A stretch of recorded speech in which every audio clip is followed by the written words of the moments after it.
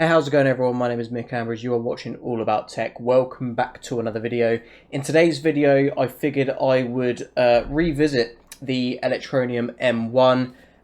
The reason for this is Electroneum tweeted linking to an article yesterday, and as well as in that article, Oscar Tech's interview with Richard Ailes, he asked about the Electroneum M2, the successor to this, when we're likely to be seeing it, etc.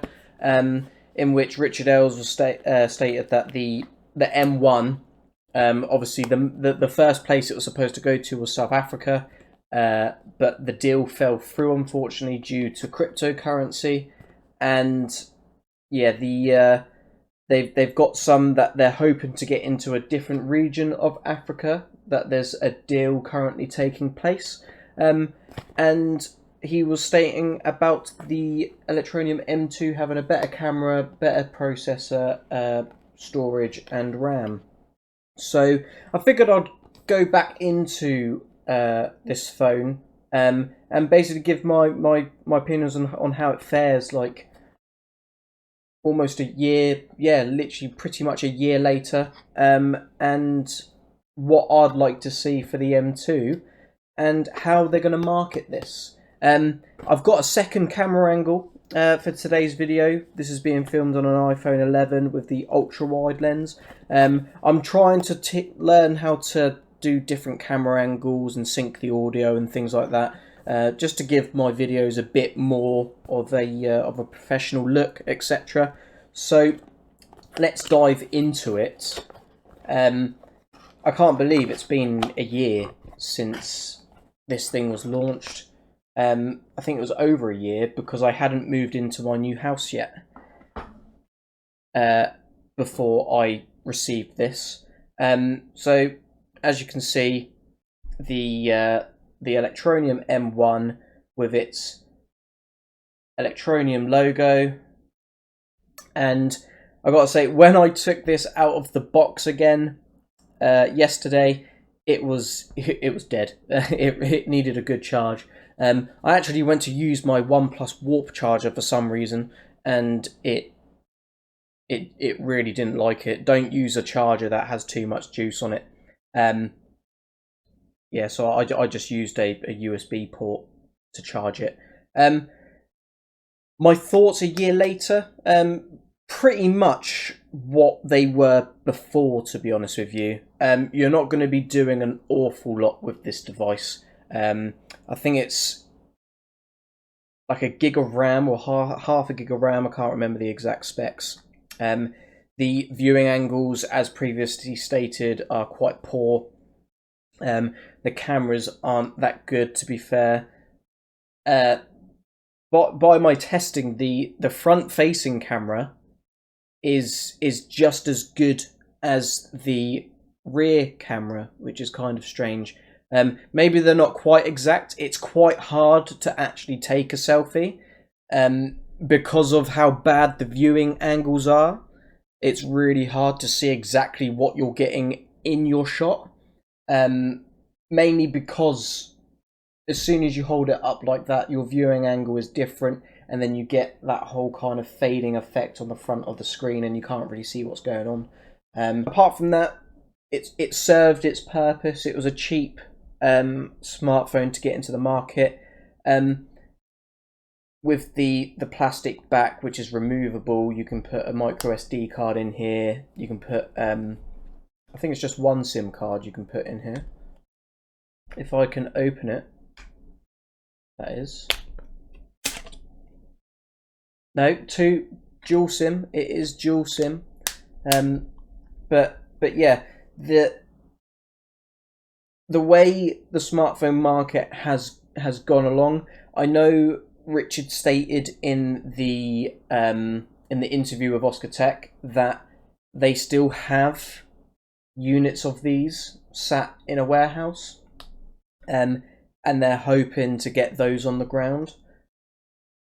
Hopefully, it's not too many because, like you said, they've got the M2 with the upgraded camera, which is a big bonus because the camera on this isn't very good at all. Especially if this is aimed at the unbanked, and people want to do kind of like some sort of photography freelancing stuff. Obviously not at a high quality because the camera on this and the camera on the M2 won't exactly be of the iPhone 11, which I'm filming at this camera angle. It's not going to be at that level of detail, unfortunately, but it needs to be okay enough to actually warrant doing some sort of photography work and things like that. Upgraded RAM, it's going to have an extra gig of RAM. I don't know where I got the extra gig from, actually. It might not have an extra gig of RAM. I'm actually thinking of, because I've been researching cheap smartphones that the M2 is potentially going to be competing with. There are some really good budget phones out there at the moment. But if I just put this down to the side for a second, what do I want to see from the Electroneum M2? I think first and foremost, the most important thing is a better display. The viewing angles on that display are just it's probably the worst point of the phone. There are handheld portable games consoles like the BitBoy, which I have in the other room. I don't have it with me. It's a smaller display, granted, about probably half the size of the display as what's on this M1, but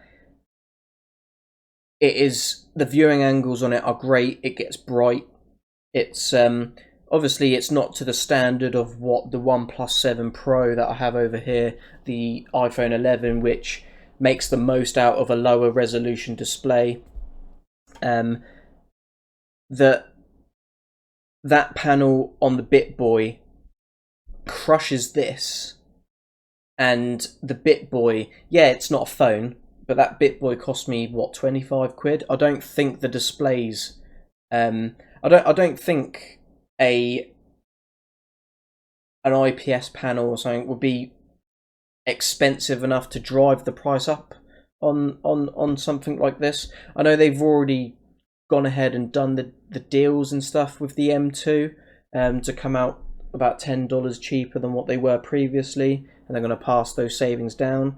But at the same time, the phone can't be trash. You know, it's got to have some warrants to it. And this was for a year ago, wasn't bad. I mean, if you think about it, the brand new iPhone SE shares the same bezels. That would be a cool thing to see. A lot of the cheaper, under $100 smartphones now are going for the not the notch displays, but previously the smaller bezels display, where the chunky top and bottom bezels were a lot shorter. I'm seeing quite a few phones do that now, especially the ones rocking Android Go.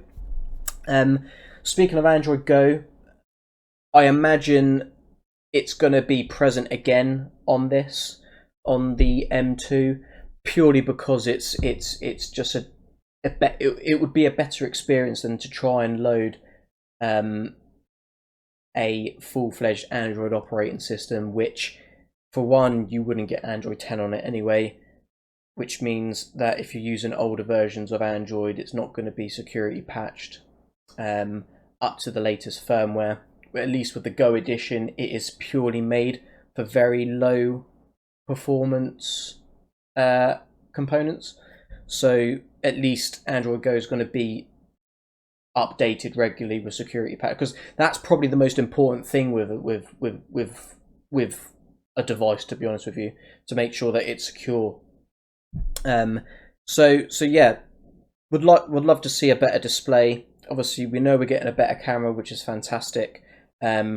More storage space. I mean, obviously, you can put a micro SD card in there, and they don't cost much anyway. So that's probably going to be a feature that's going to be more used, because then you can kind of take your data and put it elsewhere. Smaller bezels would be cool. I mean, these are things that obviously not everything's going to be put in because again they've had to come in at a cheaper price point than they were previously. So it'd be interesting to see how much the new M2 is and what it looks like, etc. It could look exactly the same as this. I don't think it should though, mainly because I mean when you move on to the next generation of your product, you don't want it to look exactly the same because you want to look like it's had some innovation, it's had some design thought put into it. Obviously these phones are like kind of generic templates from a mainstream manufacturer, and then they'll just put your kind of logo on the back of the skin. That's what these devices are. But nonetheless, really cool that we are going to be seeing an M2 at some point. It didn't say when or anything. But what I wanted to talk about next in regards to this is how are they going to market this device? Now,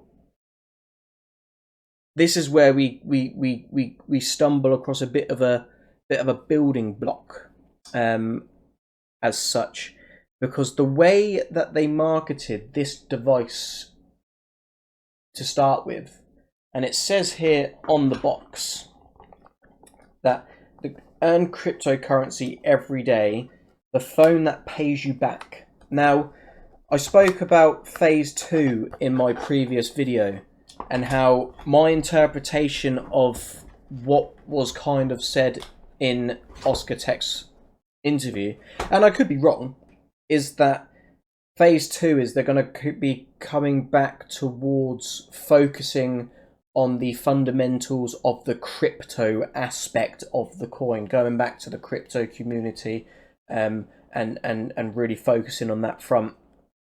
And phase 1 was about getting people on board with this reward system, which, if I'm to be thinking correctly and assuming that they're going to end the mobile miner, the ETN rewards, obviously now they've got any task where you can earn it. It's going to be a different marketing perspective for this. So obviously it's not going to be a phone that rewards you every day anymore. They're going to need to market it a bit differently. So that's what I wanted to talk about today. That's really it. I just wanted to give this another look through. A year later, it still works exactly the same as how I initially did my unboxing and initial thoughts and review. But then again, I haven't used it extensively. It needed a good charge when I got it out the box again. And yeah, that's basically it. So if you like this video, guys, give it a like. If you liked the use of the second camera angle, make sure to drop this video a like and subscribe to the channel. Let me know what other projects, crypto related, you want me to cover, because I am going to be trying to upload more. This is why I'm trying these separate camera angles, etc. Just trying to get excited about the creation and the process of creating content again, to see how far I can push my production quality, and etc. So make sure you like, comment and subscribe, and I'll catch you guys out in the next video. Peace out.